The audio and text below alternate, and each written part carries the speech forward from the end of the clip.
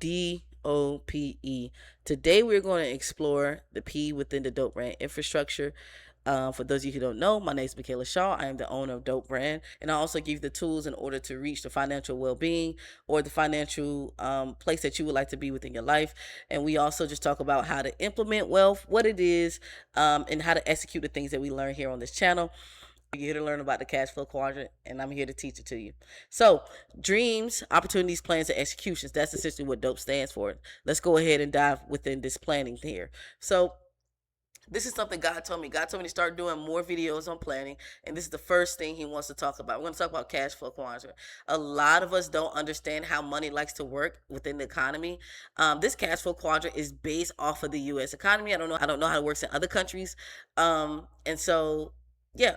I'm exploring the U.S. economy because this is where I live. Let's go ahead and get into it. So you essentially have four quadrants, okay? Quadrant 1 is employee. Quadrant 2 is business owner. Quadrant 3 is entrepreneur. And yes, Quadrant 2 and Quadrant 3 are two different things, and you'll see when we start exploring how they're two different things.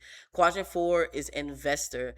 And yes, also this cash flow quadrant is based off a hierarchy. And basically what that means is that Quadrant 1 is lower, quadrant 4 is the highest, right? And so if you're in quadrant 4, you have a lot of freedom. You have a lot of freedom of time, you have a lot of financial freedom, and I will tell you why you have that in just a second. So before we even dive into each quadrant, we need to learn about money, right? What is money? What does it like to do? How does it like to maneuver? Blah blah blah, the list goes on and on. So money, right? Another word we use here in the economy is currency. And the reason why we use the word currency is because it's derived from the word current. And current means basically just movement. So now off rip, money likes to move. And that's why if you look at this cash flow quadrant, if you look at this cash flow quadrant, in quadrant 4 they reap the more benefits. If you are in quadrant 4, you reap the most benefits because you are utilizing money to the best of its ability, and you are using it the way it likes to be used. If you are in quadrant 1, you're on the other spectrum of that, because that is essentially not how money likes to work, right? And so we're going to talk about it. Don't look at this information as daunting. Just look at it as something just to hear and just think about it. Create a different perspective from it. That's interesting. Okay. Employee. Let me go ahead and grab the board back. You have a job.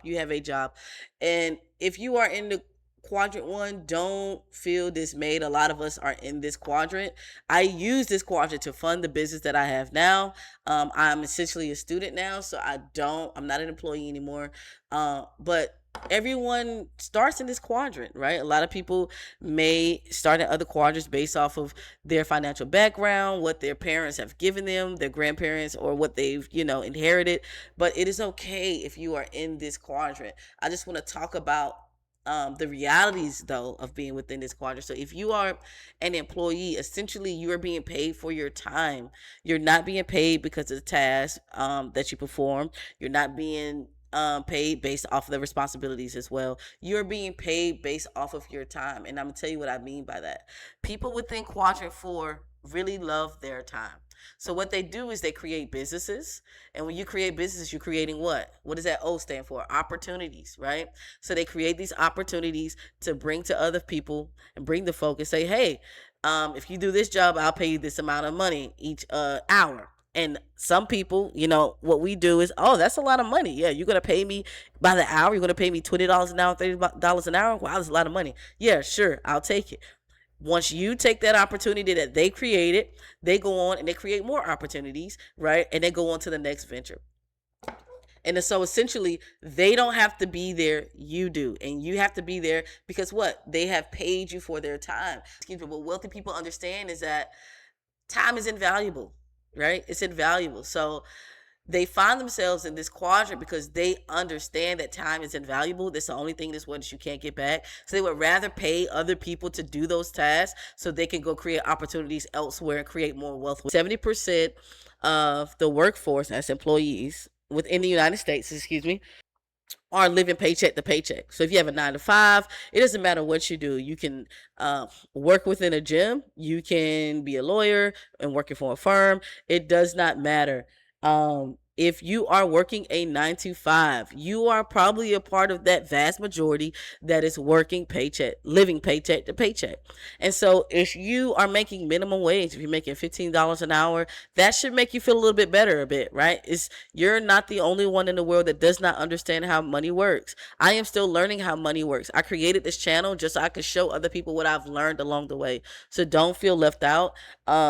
But just try to listen to the rest of the video and see if there's some other opportunities or other things that you can do to get more bang for your buck because you deserve it, right? So that's the lower end of the spectrum. So if you are in quadrant 1, you have a job because you're being paid for your time, right?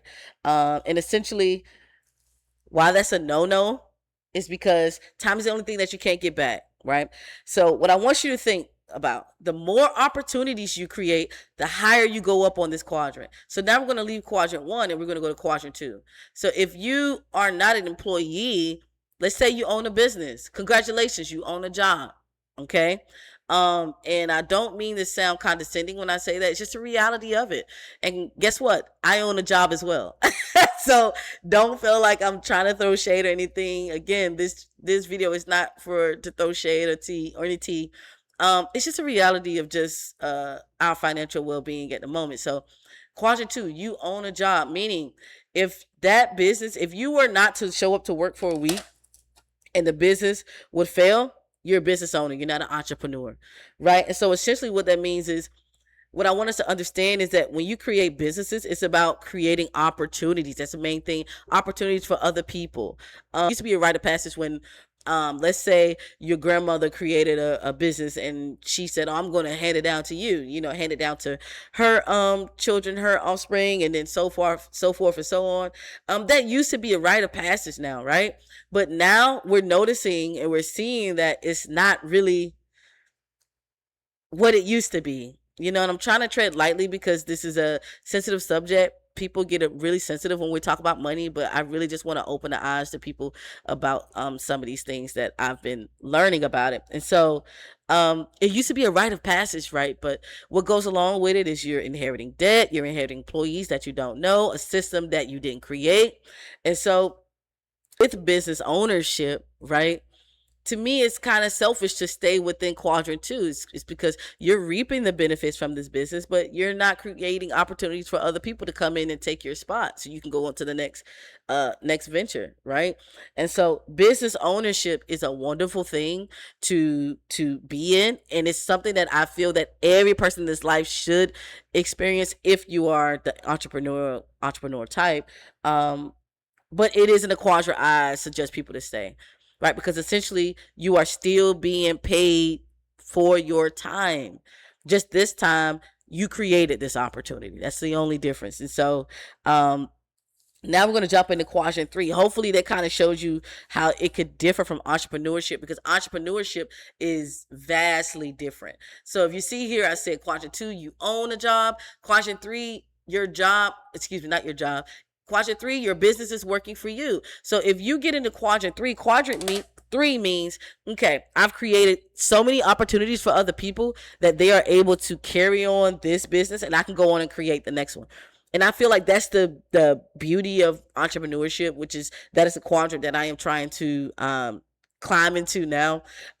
I think that's the beauty of it, right? Because it alleviates a lot of responsibilities. You're able to go into another venture and start somewhere else, but you also get to create opportunities for even more people. And so I know it may sound weird that I keep saying that, but I want to say it so you understand how important it is for you to create opportunities, because that's what the United States economy likes. It likes people who creates opportunities. If you're not creating opportunities, you're going to find yourself in the first quadrant, and you're going to find yourself not reaping the benefits that other people may be reaping. And it's not that you're doing something that you're not capable. It's not that you're not capable. It's just that you're doing something wrong. And so essentially that's the difference between business ownership, a business owner, and an entrepreneur. I expect a business owner to be at the job site every day. I don't expect that from an entrepreneur. I expect an entrepreneur going somewhere else, finding a problem, finding a solution, creating a solution, and creating opportunities for other people. And so that's essentially what you want to be doing. And so last but not least, we're going to go ahead into quadrant 4, and that's investor. This is the ultimate, this is the mega sense of value within the United States economy. I'm not saying you have more value if you're in this quadrant. I am saying you're creating a lot of value for the economy, so you receive a lot of benefits. That's financial freedom of, well, yeah, finances, or freedom of time, but also you reap benefits that the U.S., the United States even gives back. The United States gives back a lot of incentives for people who are in quadrant 3 and quadrant 4 because they've created opportunities for other people within this country. I can't talk today, man. What is going on? It's just so much good information. I'm trying to spill it out to you real quick. So, yeah, quadrant 4. You are an investor. This person, if you are in quadrant 4, you understand how valuable your time is. Okay? You understand how valuable your time is, and you have built yourself up to the point where, yeah, you created opportunities for other people, but now you are really, really making money in your sleep. Right? You can kind of manage a little bit, but you won't really spend most time doing that. You hire people at this point to manage your other endeavors for you. And so investors, again, they believe in their time. They believe that their time is invaluable, which is why they are where they are. And so as an investor, there are a couple of things I wrote here for you just in case you're like, what can I invest in? Well, I'm glad you asked. There's a lot of things you can invest in within the United States. These are just a couple that I wrote down for you. You can go into land development. You can go into private equity. That's why when you hear a lot of these private equity firms, people are like, where are all these people coming from? Private equity is a big boy, big girl. Okay, private equity's been around for a long time, and they've been influencing the decisions of a lot of businesses, right? Because they provide a lot of value. They provide mostly capital. And if you want to do a video that talks about all of these things here, we can do a video based off that. But let's go ahead back to quadrant 4. You can go into private equity. You can go into real estate. You're investing within real estate. Estate is just like homes, buildings, things like that, infrastructure. And you can invest in the stocks and bonds. But the main thing I want you to understand is when you get to quadrant 4, right? You're not investing, just to make money.